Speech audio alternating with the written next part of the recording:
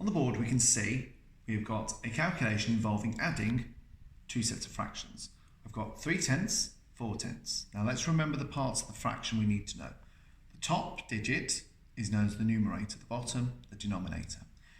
In this particular calculation, we're quite fortunate because our denominators are both the same, 10 and 10, which means when we go to working out our answer, our denominator can stay the same in the answer. So we can just put that straight away as a 10. Then all I need to do is I need to just add the two numerators on the top. 3 and 4 leaves me with 7. Very simple.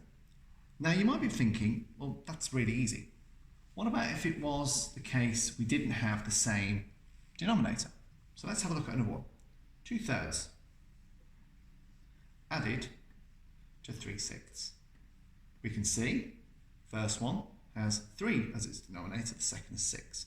Now this is where it's important to consider your factors and multiples. Now if you know your times tables really well, children, you'll be able to do this very simply. We need to find a common denominator that they both can be presented as. Now in this case, if I look at 3 and 6, well I know 3 will eventually, in its 3 times table, multiply into 6, or divide into 6 in the other way around. So what I can do is I can change the first denominator, so it's the same as the second, as a 6.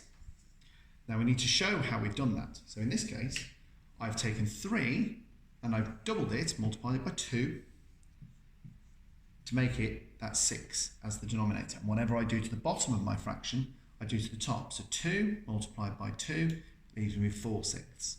And now when I do the calculation again, it will present me with the same fractions denominators on the bottom. So I've now got 4/6 and 3/6. Again, keep the denominator the same in the answer, and then just add the numbers on the top. 4 and 3 gives me 7.